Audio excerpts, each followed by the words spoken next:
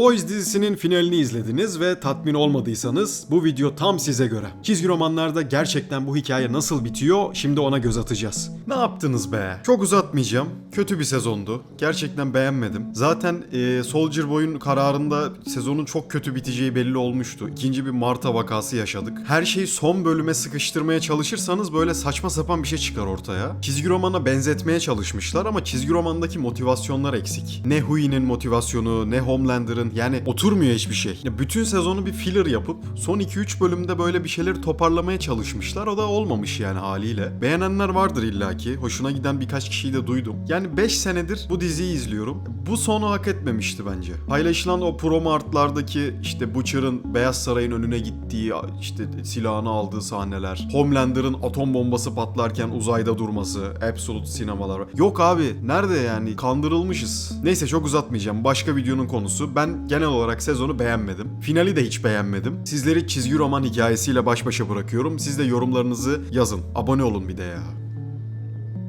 Süper teşekkürlerle destekleyebilirsiniz. Yani öyle şeyler de var kanalımızda. Kanalımıza katılabilirsiniz. Onları yapın yani. Fazla vakit kaybetmeden hemen videoya geçelim. Eğer yemeğinizi, suyunuzu, kahvenizi aldıysanız ben de size hikayeyi anlatmaya başlıyorum. Billy Butcher gece geç saatte evindedir. Köpeği terörü yanına alıp dışarı çıkar. Beyaz Saray'da gün ağır bir briefingle başlar.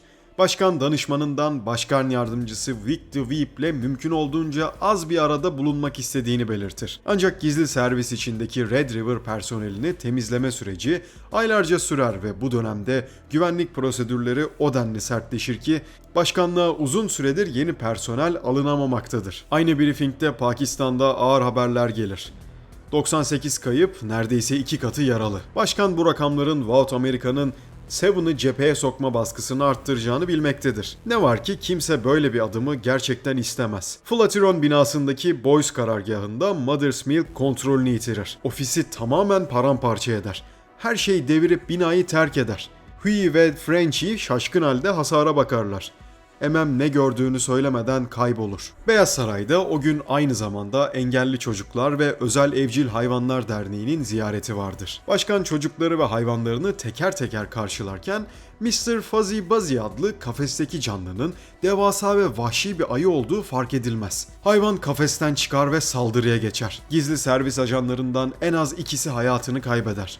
Koridorlar paniğe boğulur ve kan içinde kalır. Başkan da bu saldırıdan kurtulamaz. Flatiron'a dönen Butcher, MM'in telefonuna çıkmadığını görür.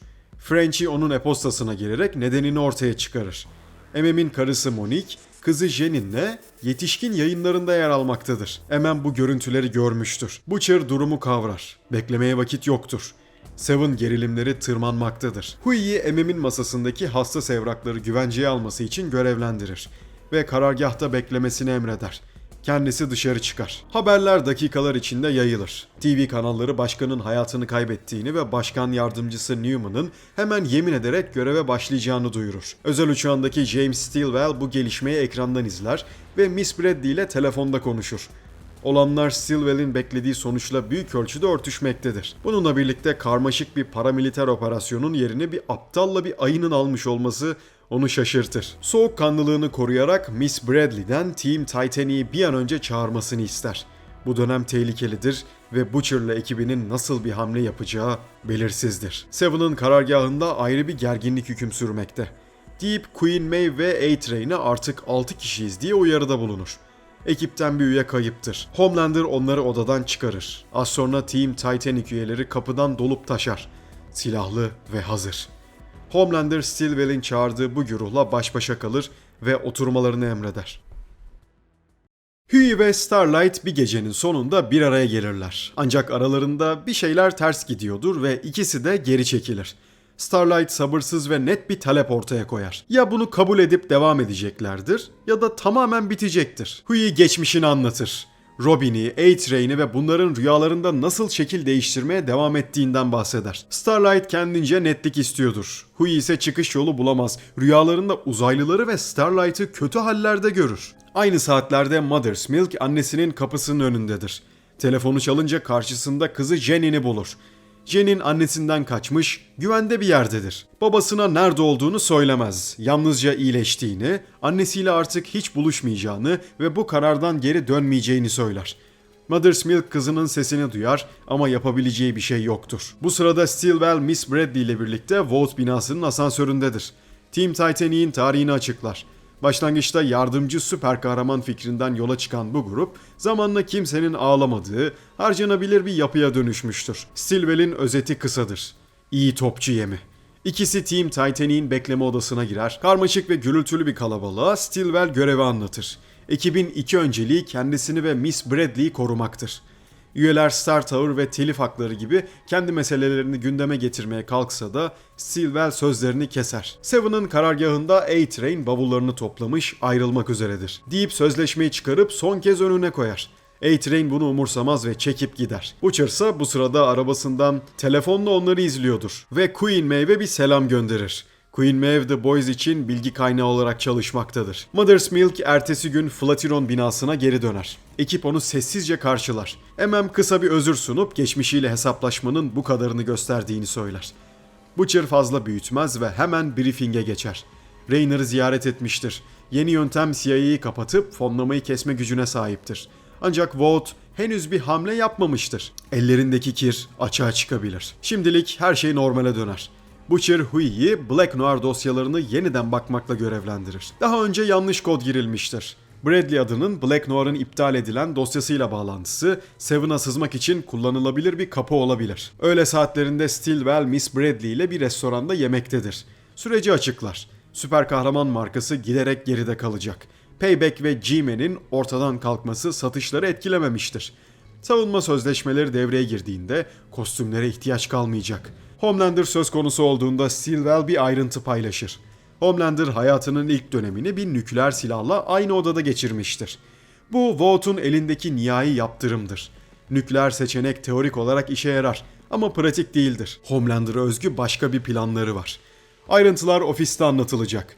Miss Bradley güveni kazandığı için memnuniyetini dile getirir. Stillwell de bu övgüye nadir bir sıcaklıkla karşılık verir. Akşam Hui Butcher'ı bir kenara çeker. Artık şiddet uygulamayacağını açıklar. Araştırır, dinleme cihazı kurar, gerekli her şeyi yapar. Ama kimseye zarar vermeyecek. Butcher bu konuşmayı defalarca dinlemiş biri gibi yorgun ama sakin duruyordur. Tam o anda French'i bir koku alır. Kapı yerinden fırlayarak parçalanır ve Team Titanic içeri doluşur. Silahlı, gürültülü ve hazırlardır. Boys ekibi kapı çerçevesinde onlara bakar. Flatiron'daki savaş kısa sürer. Hui çatışma boyunca masanın altında kalarak MM'in evraklarını korur. Team Titanic üyelerinin büyük çoğunluğu, Female ve ekibin geri kalanı dakikalar içinde etkisiz hale getirir. Karargah bir enkaz alanına döner. Butcher ayakta kalan tek saldırganı yakalar. Zırhlı, kısmen mekanik yapılı birisi. Frenchie ve MM de onu sıkıştırır. Beyaz Saray'da CIA direktörü Rayner Oval Ofis'te yeni cumhurbaşkanıyla ilk görüşmesini yapar. Kurallar çizilir. Tüm iç CIA faaliyetleri derhal durur. Tek istisna terörle mücadele programı. Her operasyon önceden Beyaz Saray'a bildirilecek. Bağımsız eylem söz konusu değil. Rayner operasyonel zorunluluk argümanını dener ancak kabul görmez. Çıkarken Cumhurbaşkanı'nın danışmanı son bir notu ekler. Kabine henüz tamamlanmamıştır. Başka pozisyonlarda sırada. Rayner da seçeneklerini hesaplayarak binayı terk eder. Boys karargahında zırhlı saldırgan tek yararlı bilgiyi verir. Kendilerini Vought Amerikan göndermiştir. Hedef açıktır. Butcher gitmeli. Hemen bu grubun Vough'un gönderebileceği en kötüsü olup olmadığını sorar. Butcher da iki olasılığı sıralar. Ya gerçekten bu kadar küçük görürler onları ya da daha tehlikesini başka bir amaç için saklarlar. Sonra saldırganın göğüs amblemi kırmızı parlamaya başlar. Kimse yetişemez. Patlama zemini deler. Tüm katı duman sarar. Toz çöktüğünde Butcher sağ kurtulmuş Hui'yi görür ve onu aşağıya gönderir. Polisle konuşacak, olayı mümkün olduğunca basit tutacaktır. Dışarıda Butcher harap Flatiron'da Rayner'ı arar.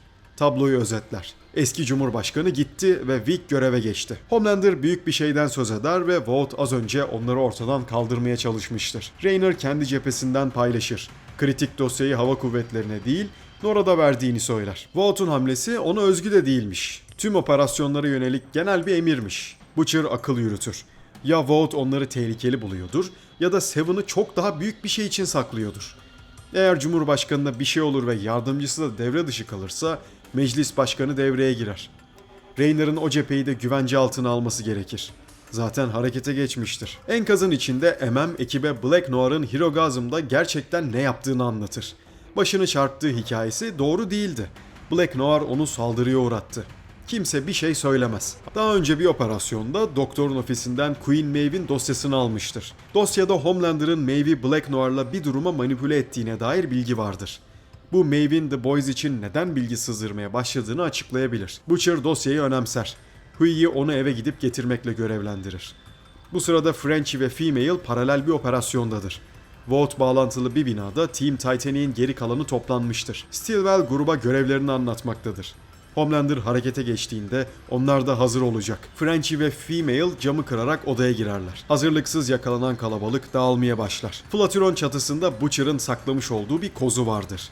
Ve Hughie'yi yukarı çıkarır ve gösterir. A-Train zincirlenmiş ve dövülmüş halde orada durmaktadır. Yıllar önce Robin'i koşarken ezmiş olan kişinin ta kendisi. Butcher eğer bu işe yaramazsa bittiğini söyler.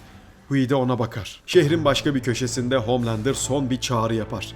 Söz yayılacak. Herkes ne yaptığını bilecektir. Washington'da buluşulacak ve harekete geçilecek. Ardından Homelander yaptığı şeye şaşırır ve binanın tuvaletine çökerek kusar ve yere oturur. Ne yaptığından kendisi de şaşkındır. Bu kadar yük ona fazla gelmiştir. Washington'da büyük bir hareket başlar. Süper kahramanlar Pentagon ve Beyaz Saray çevresinde uçuşa geçer. Haber kanalları birbirinden çelişkili görüntüler yayınlar. Şehir kaosa doğru sürüklenirken Boys da kendi hesaplaşmalarıyla meşguldür. Butcher ve Hughie zincirlenmiş A-Train'in önünde durur. Sorgu yapılacak değildir. Butcher Hughie'ye A-Train'e daha önce dinlettiği bir kaydı hatırlatır. A-Train İskoçya'dayken bir şeylerin ters gittiğini ve kazara bir kadını öldürdüğünü itiraf eder. Soğukkanlılıkla da bu tür şeylerin normal olduğunu söyler. Bu sırada Vaught'un binasında Frenchie ve Female, Paralactic adlı küçük süper kahraman grubunun üyeleriyle çatışmaktadır. Devasa hayvan benzeri bir yaratık Frenchie'yi zeminle tanıştırırken Female grubun kalan üyelerini tek tek bertaraf eder. Bir tarafta A-Train kendi hayatı için yalvarırken Hughie Robin'in adını söyler. Onu öldüren süperin yüzüne doğru bağırır. Onu döver. Butcher araya girerek gereksiz konuşmaların işe yaramayacağını, en kısa yolun sonunu getirmek olduğunu söyler. Hughie'yi adeta gazlıyordur. Aynı saatlerde Vought merkezinde Starlight bavulunu toplar. Odaya Queen Maeve girer ve ayrılıp ayrılmadığını sorar. Starlight da evet ayrılıyorum der. Maeve kısa bir sessizliğin ardından bu kararın doğru olduğunu söyler ve Starlight'ta sahip olduğu birini hatırlatır. Homelander'ın büyük planını duymuş olması halinde Starlight'ın da çekip gitmesi gerektiğini ekler. Maeve'in kendisi içinse artık geri çekilme seçeneği yoktur. Bu riski göze alacaktır. Frenchie ve Female'in dövüşünün sonunda Stillwell'in ekibi sahneye çıkar.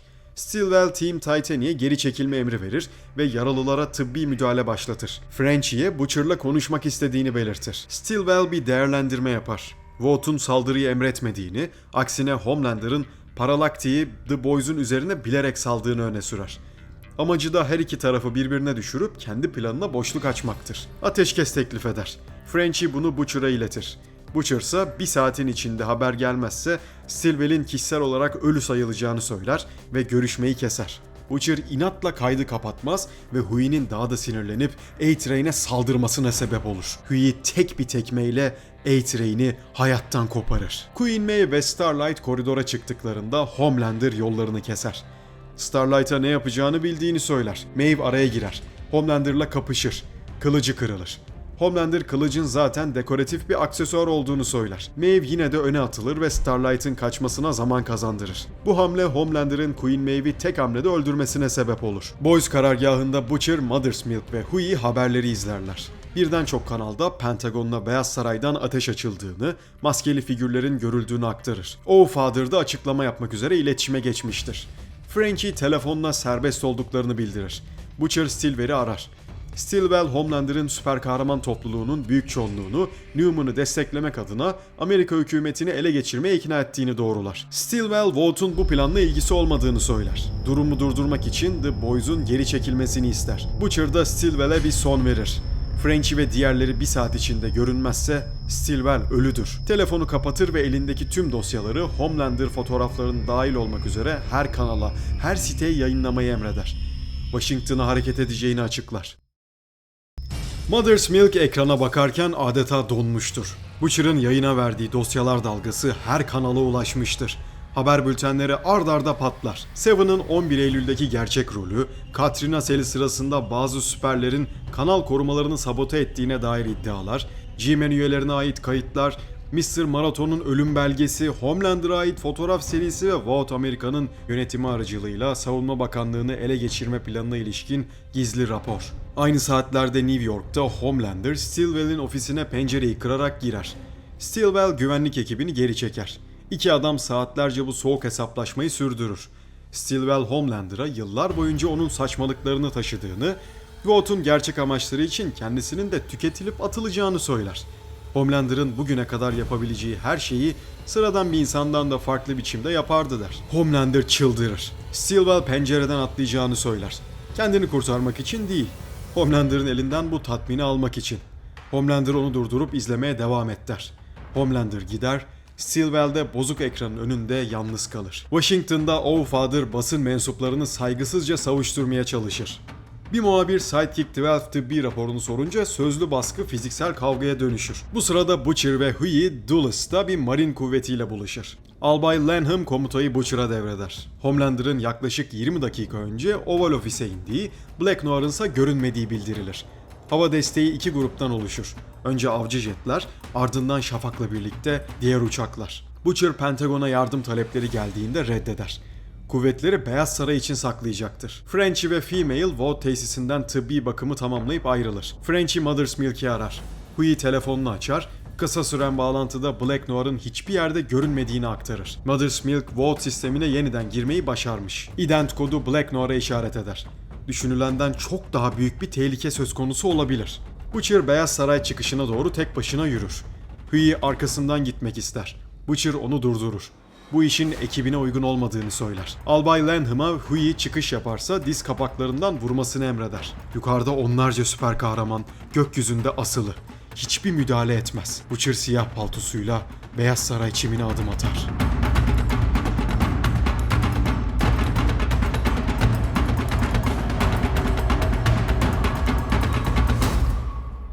Şafak sökerken Amerika Hava Kuvvetleri Washington'a yönelir. Onlarca savaş uçağı silah serbest emriyle hedefe kilitlenir. Aynı anda Oval Office'te kan ve enkaz içinde Homelander cesetlerle çevrilmiş koltuğunda oturur. Yüzünde tuhaf bir rahatlık vardır. Butcher karşısında durur. Homelander'ın söylediği şudur: dünya onun. İnsanlarsa birer araç. Vought dahil herkesi aynı kefeye koyar. Gücü var. Almak zorunda değil. Paylaşmak zorunda da değil. Butcher bunu tanır. Tarihin her döneminde aynı hezeyanı söyleyen adamın çocukluk mantığı. Homelander son olarak karısından söz eder. Tam o anda kapıda Black Noir belirir. Bu sırada dışarıda barikatın yanında Mother's Milk Huey'e kritik bilgiyi aktarır. Homelander'ın kökeni Stormfront'tan gelir. 1930'larda Compound V enjekte edilmiş bir çocuk Nazi Almanyası'ndan çıkarılıp Voughtt'a teslim edilmiş. O DNA'dan Homelander üretilmiştir. Ama asıl mesele başka. Vought, Homelander'ı bir gün durdurmak gerekirse diye onun DNA'sından ikinci bir varlık yaratmıştır. Homelander'a söylemeden, yanı başında, takım arkadaşı kılığında. Bu Black Noir'dır. Oval Office'te Butcher karısı için hesap sorar. Homelander hiçbir şeyi hatırlamadığını söyler. Uçağı evet ama o fotoğraflardaki eylemleri hatırlamıyordur. Butcher provokasyon yapmaz ve onu dinler. MM ise telefonda teorisini tamamlar. Black Noir yıllarca öldürme emri beklerken Homelander'ın kostümünü giyerek o suçları bizzat işlemiştir. Meyve o kullanmış. Fotoğrafları o çekmiştir. Emri zorla almak için, Homelander'ı öldürmek için. Çünkü varoluş sebebi bu. Black Noir maskesini çıkarır. Homelander'ın yüzü. Aynı yüz. Homelander donup kalır. Black Noir kırık, düzensiz cümlelerle konuşur. Kostümü giydiğini, bir şeyler yaptığını, uzun süre yalnız ve korkmuş beklediğini anlatır. Suçların hepsinin sahibi karşısındadır. Homelander öfkeyle lazer atışını kullanır. Black Noir'a saldırır. Butcher güçlükle kenara çekilir. Oval Office bir alev topuna döner. Dışarıda savaş tam gaz sürmektedir. Jetler süper ordusuna füze boşaltır. Süperler havada dağılmaya başlar. Pek çoğu parçalanır. Pentagon çevresindeki çember daralır. Süperlerin büyük çoğunluğu Potomac yönüne kaçmaya başlar. Tam o sırada Butcher Beyaz Saray'dan koşarak çıkar ve kafesin önünde duran askerlere durumu bildirir. Black Noir Homelander'ın tıpatıp kopyasıdır ve tüm o suçların arkasındaki de odur. Homelander yerden yere vurulmuş, dağılmış halde sürünerek dışarı çıkar. Askerler ateşi kesmez. tanklar devreye girer. Butcher da kapıdan geçer. Elindeki demir çubukla Homelander'ın kafasına kancayı takar. Yıllar önceki o gece için. Becky için. Kafayı ezer. Askerler de sessizce izler. Savaş artık bitmiştir. Birliklerin komutanı esir alıp alınmayacağını sorar. Butcher bir dakika ister. Uzaklaşıp çömelir. Becka'ya seslenir. Bu hayatı onun istemeyeceğini bildiğini, bundan sonra yapacaklarını da istemeyeceğini söyler. Orada, çimenler üzerinde, yıllarca süren öfkenin bitiş noktasında yalnız başına durur. Karısı bunun olmasını istemezdi.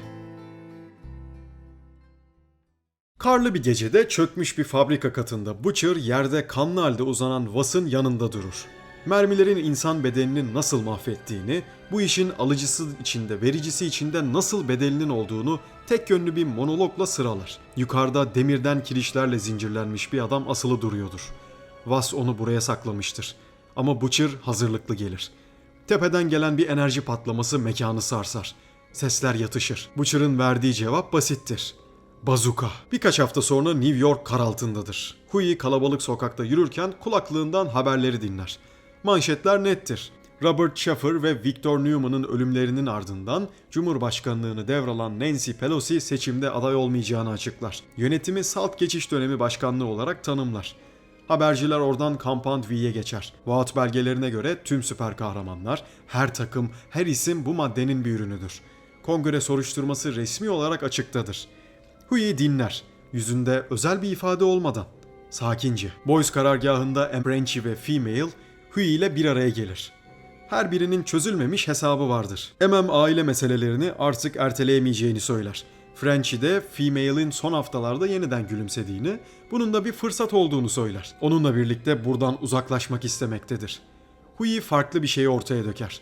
A-Train'i Butcher'ın kurduğu bir tuzakta öldürdüğünü anlatır. Çatıya çıkmış. Zaten nefret ettiği birini öldürür ve ardından Butcher'ın onay gözlerini görür. Huey bunu yapmak için kendini bırakmıştır. Bunu kabul eder. Ama tam da bu yüzden içinde bir şey oturmuyordur. Hemen de kısa bir özet yapar. Homelander gitti. Black Noir gitti. Vought bu delilikten çıkamaz. İş tamamdır. Bu sırada Vought Amerika'nın New York ofisinde Stillwell yanındaki genç kadınla kongre sürecini değerlendirmektedir. Brewster'ın salon konuşmasındaki aile olarak savaşacağı söylemi ham ve şeffaftır. İki kişi bundan daha ince bir strateji kurar. Tek hedef Vaught'u Homelander'ın kişisel çılgınlıklarından ayırmaktır. Lamplighter meselesi yasal çerçevede kontrol altına alınabilir. Fotoğraflar zaten artık mevcut değildir. Asla söylenmeyecek olan tek cümle de budur. Şirkete neler bildiğini soran kongre üyesine verilecek cevap hiçbir şey bilmediği yönünde olacaktır. Butcher karargaha geri döner. Ekibe iki şey söyler. İş bitti, bir nefes alınacak. 3 ayda izin. Ve Huey artık ikinci komutandır. Daha önce de söylenmiştir. Ancak Huey bunu tamamen unutur. Butcher da buna güler. Frenchy saygı selamı çakmaktan kendini alamaz. Herkes dağılır. Dışarıda Huey en iyi sarı arabaya binerken yakalar. En iyi gitmeye karar verir. Belki batıya. Henüz emin değildir. Yaşananlardan kafası çok karışıktır. Bir sessizliğe ihtiyacı vardır. Huey onu durdurmaya çalışır ama Annie net konuşur. Kalsa da gitse de ikisi birlikte olamayacaktır zaten. Onun hakkında öğrendiği şeyleri aşması zaman alır.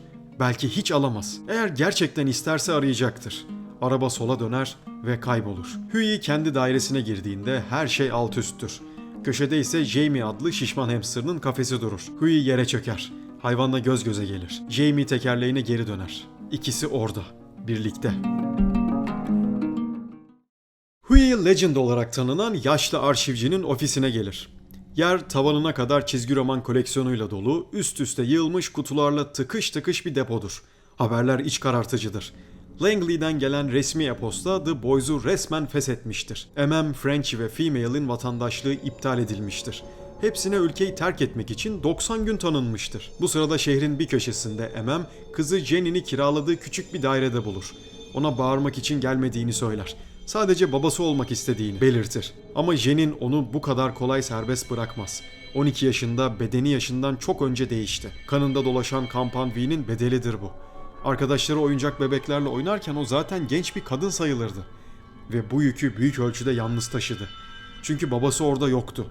Annesi bir çıkış yolu olarak onu kötü işlerine alet etti. De bunları dinler. İtiraz edemez. Huey Legend'la konuşmaya devam eder. Butcher'ın telefonu yanıtsız. Ofisi de boştur. Bir de Vass var. Vasily Vorishkin. Birisi onu roket atarıyla ikiye bölmüştür. Ölmeden önce Huey'e garip bir metin atmış. Taet Lenin. Legend ne anlama geldiğini bilmez ama Huey'e bir tavsiye verir. Raynor'la derdi olursa belirli bir adamı aramalı. O adam Raynor'a giden tek kapıdır. Mother's Milk'le konuşurken Jen'in bir şey daha ekler. Annesine ulaşmak için gelen amca Billy'nin ta kendisi olduğunu anlatır. Vaught'un kirli dosyalarının internete düştüğü gece Butcher doğrudan ofise gelmiştir. Orada yapımcı Chucky ve onun bodyguardı Julius vardır. Butcher, Chucky'nin sadece bir bakışla Julius'u işaret etmesi üzerine harekete geçmiştir. Julius'u geriye döndürüp boynunu kırmıştır. Jenny'nin gözleri önünde. Sonra annesine dönüp onu ve Jenny'ni bırakarak mahveder. Tek söylediği 4 kelimedir. O adamı rahat bırak. Emem de öylece oturur. Yüzü donmuştur. Yani Butcher annesini tehdit etmiştir. Sokakta yürüyen Huey'nin telefonu çalar. CIA'den biri kısa ve sert bir şekilde konuşur. Birim kapatıldı. Haklar yok.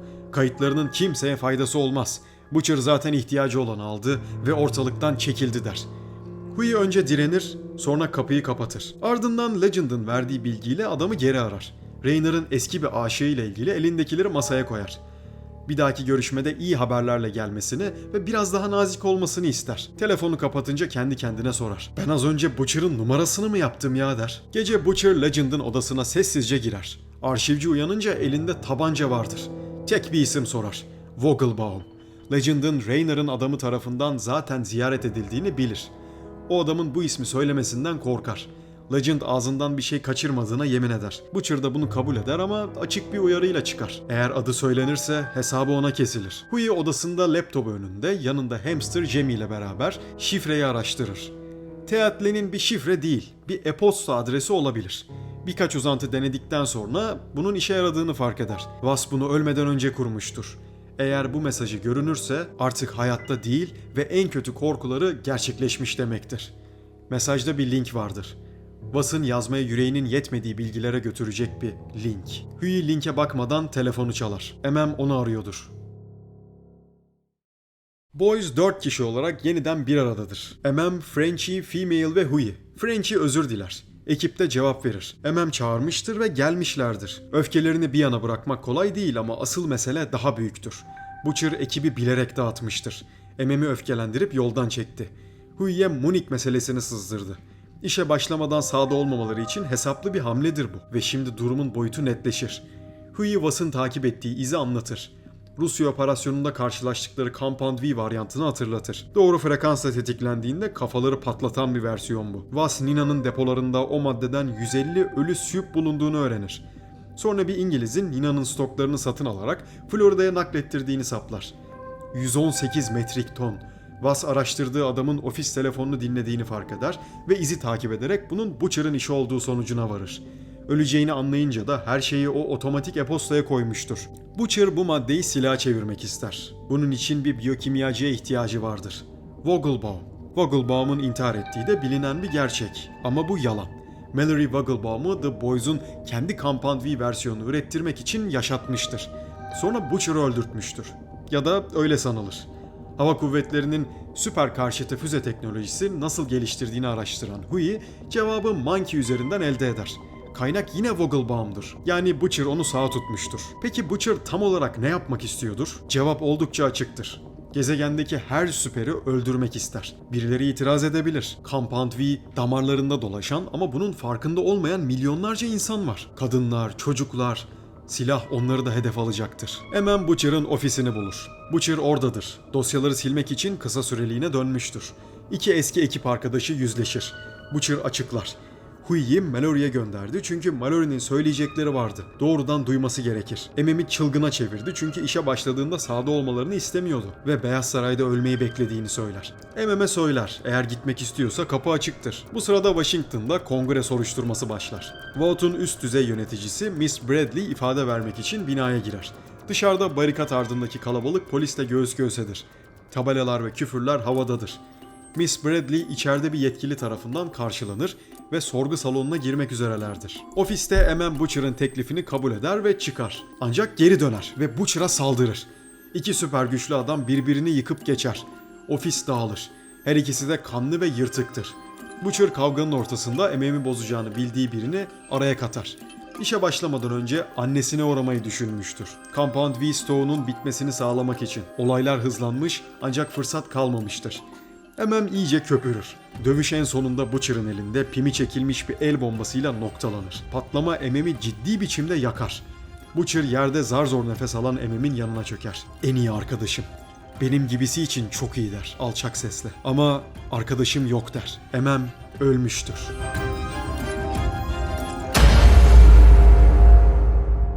Washington'da Miss Bradley sabahı Washington Post manşetiyle açar. Vote Amerikan süper terör öfkesini hissediyor. Bradley kongre ifadesine birkaç dakika kala gazetede kendi fotoğrafını görür.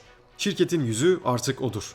Stilwell sakin kalmasını söyler. Her şey yoluna girecektir. Karlı dağ yolunda Huey Frenchie'yi arar.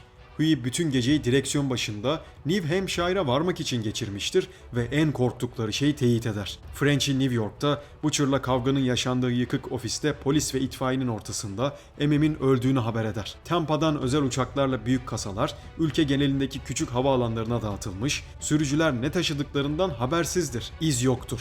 Ama Frenchie'nin asıl bulgusu başka yerde. Mallory ailesi New Hampshire'a bağlı. 12 yıl önce Vogelbaum'un ölümüyle aynı dönemde aile mülkünden özel bir alıcıya satış yapılmış. Huey o adrese varmıştır. Vogelbaum ıssız bir dağ kulübesinde Compound V'nin birkaç dozuyla hayatta bırakılmış yaşlı bir adamdır, artık yerde yatıyordur. Notları Butcher tarafından çoktan alınmıştır. Kulübenin altındaki laboratuvar boşaltılmıştır. Butcher arar ve tüm planı anlatır. Dünya genelinde gizlenmiş IED'ler, zincir patlama sistemi, 24 saatte %40 atmosferik kapsama.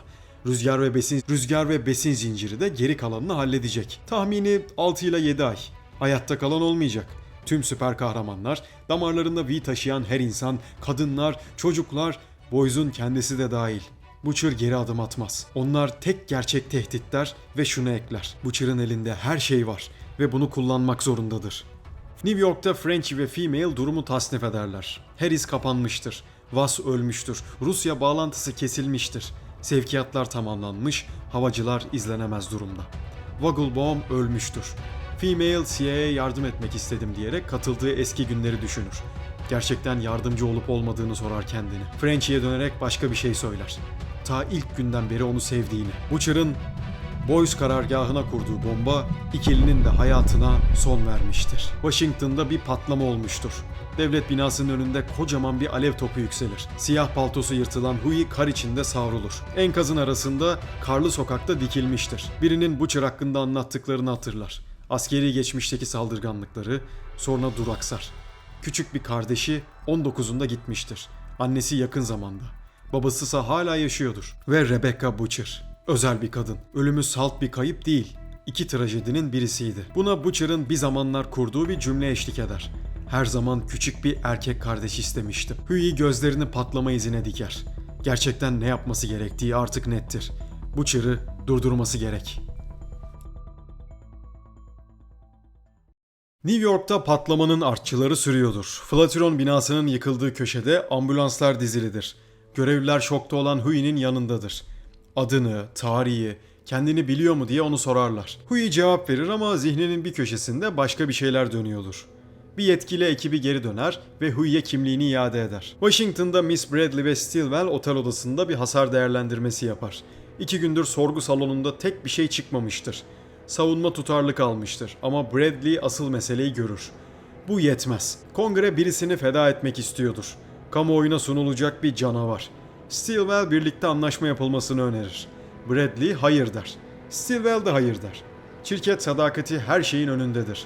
Vote Amerika'nın ikisinin de nefes aldığı havadır. Ondan daha büyük bir şey yok. Kendi odasına dönen Huey hamster Jamie'ye bakar ve düşündüklerini sesli bir şekilde döker. Butcher'ı durdurmak imkansıza yakın. Kaotik, hesaplanamaz, her zaman birkaç adım önde. Tek seçenek Monkey'i aramak. Monkey'e durumu aktarır. İyi haber, dünyayı kurtarma şansı vardır. Monkey'nin verdiği bilgi cümleyi keser. Butcher 20 dakika önce kimliğini göstererek Empire State binasını tümüyle tahliye ettirmiştir. Gerekçe de olası bir saldırı. Tüm katlar boşaltılmıştır. Huey Empire State'e koşar. 86. katta Butcher vardır. Butcher orada IED sistemini tetiklemek için bir sinyal bekler. Şehre dağılmış özel paketler yoktur. Sadece bu. Manzarayı da ekler. Huey'nin bu yeri sevdiğini bildiği için her şeyi havaya uçurmadan önce son bir bakış fırsatı tanımıştır. İki adam arasında gergin bir diyalog açılır. Butcher Huey'nin hala kendisine dürüstçe bakamadığını bilir. Bu onu heveslendirir. Hui saldırır. 86. katta büyük camlar kırılır. İkisi birbirini döverler ve metal korkuluklar bükülür. Pencere çerçeveleri parçalanır. Kavga sırasında Butcher'ın zaten yaralı eli boşlukta kalır ve adam sarkmaya başlar. Hui'yi tutmak zorundadır. Aşağıda şehir. Butcher güler. Tüm bunların ardından Hui hala özür diliyordur. Hikaye Empire State binasından düşen Billy Butcher ve Hui'nin çatıdaki feci kazasıyla devam eder. Hui bacağından demir bir çite saplanarak asılı kalmıştır ve büyük bir acı içindeyken Butcher ise yere çakılarak boynundan aşağısını tamamen hissetmeyecek şekilde felç olmuştur. İkili bu çaresiz ve mahsur kalmış durumda hayatta kalmaya çalışırken aralarındaki asıl büyük hesaplaşma başlar. Hui kanamasını durdurmaya çalışırken gözyaşları içinde Butcher'a en yakın dostları olan French ve Female'i nasıl ve neden öldürebildiğini sorar. Butcher'ın cevabı onun pragmatik ve acımasız doğasını özetler niteliktedir. Yoldaşlarının kendi küresel soykırım planını öğreneceklerini ve ellerindeki bilgilerle onu kesinlikle durduracaklarını, bu yüzden de onları yoldan çekmek zorunda kaldığını tamamen soğukkanlı bir şekilde itiraf eder. Butcher'ın çarpık zihniyeti daha da derinleşir. Başından beri bu intihar görevinde kendisini durduracak birine, tıpkı ölen masum kardeşi Lenny gibi mantıklı ve iyi birine ihtiyaç duyduğunu, bu yüzden de Hui'yi seçtiğini açıklar. Eş zamanlı olarak ilerleyen Vault Amerikan sahnelerinde ise bambaşka bir kurumsal dehşet yaşanmaktadır. Şirket yöneticisi James Stilwell bir kongre oturumunda ifade verirken, süper kahramanların yarattığı felaketin tüm sorumluluğunu en başından beri bu an için titizlikle hazırladığı ve günah keçisi olarak kullandığı Jessica Bradley'nin üzerine yıkar. Bu muazzam ihaneti televizyondan izleyen Bradley, kariyerinin ve hayatının şirketi tarafından nasıl acımasızca harcandığını fark ederek bir deliliğe ve çaresizliğe sürüklenir. Çatıdaki yüzleşmeye geri dönüldüğünde Butcher, kendisini bu felçli bedene hapsolmaktan kurtarması ve öldürmesi için Hui'yi kışkırtmaya çalışır. Ancak Hui onu bir köpek gibi vurmayı reddeder. Bunun üzerine Butcher, Hui'nin sarsılmaz ahlakını kırmak için başvurabileceği en acımasız yöntemi seçer. Ve Hui'nin ailesini evlerinde vahşice katlettiğine dair son derece iğrenç, detaylı ve uydurma bir hikaye anlatır. Bu korkunç yalan karşısında aklını yitiren ve öfkesine yenik düşen Hui, kopardığı demir bir çubukla Butcher'ı vahşice bıçaklar. Ancak asıl trajik ironi, Butcher son nefesini verirken Hui'nin çalan telefonunu açmasıyla ortaya çıkar. Annesi ve babası tamamen güvendedir ve Butcher onların ziyaret ettiğini, çok hoş bir adam olduğunu söylerler. Butcher sırf kendi ölümünü Hui'nin ellerinden garanti altına almak için onu bir katile dönüştürmeyi başarmış ve yüzünde huzurlu, zafere ulaşmış bir gülümsemeyle hayata veda etmiştir.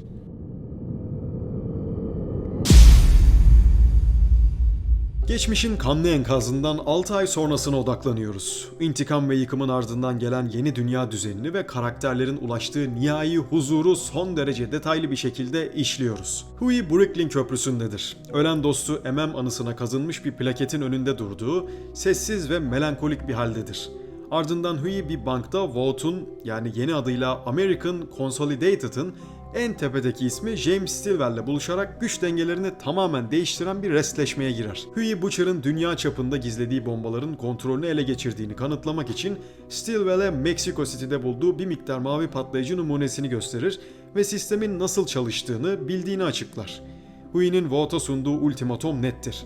Şirket renkli kostümleriyle süper kahraman ticaretine ve kar elde etmeye devam edebilir. Ancak bu uçan pislikleri Amerikan ordusuna veya savunma sanayisine entegre etmeye kalkışırlarsa işte o zaman Hui gezegeni havaya uçurmaktan çekinmeyecektir. Ayrıca sembolik bir ceza olarak Flatiron binasının yeniden inşa masraflarını şirketin üstlenmesini talep eder. Stilwell ise bu devasa tehdit karşısında en ufak bir korku veya insani duygu belirtisi göstermez.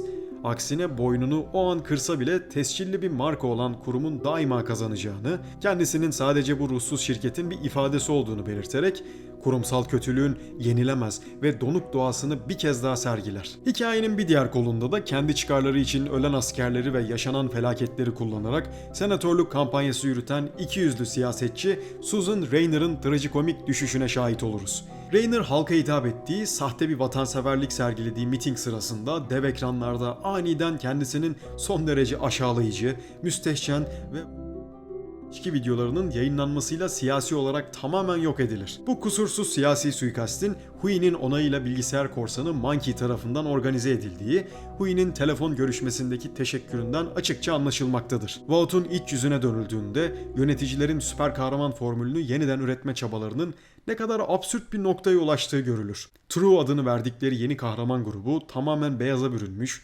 yüzleri maskeli, bireysellikten tamamen arındırılmış ve hatta işlerinden bazılarının yoksunluk krizleri geçirdiği itaatkar ama ucube bir topluluktur. Stillwell bu başarısız denemeyi sadece kötü bir ürün olarak nitelendirip projeyi çöpe atar.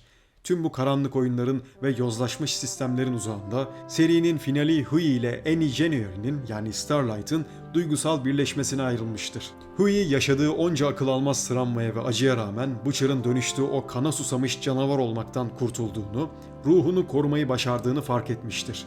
İkili birbirlerine olan aşklarını açıkça ilan ederken Annie ona her şeyin olduğunu söyleyerek Hui'nin içindeki son korku kırıntılarını da silip atar. Boys hikayesinin gerçek sonu çizgi romanlarda bu şekildeydi. Herhalde çizgi roman tarihindeki en şaşırtıcı olaylardan birisi Black Noir'ın Homelander'ın bir klonu çıkması. Dizide burayı mahvettiler, işlemediler ve bize bir final sezonuyla geldiler. Siz bu finali nasıl buldunuz ve dizinin finali hakkında ne düşünüyorsunuz? Hemen yorumlarda buluşalım. Bir sonraki videolarda da görüşmek üzere. Kendinize çok iyi bakın.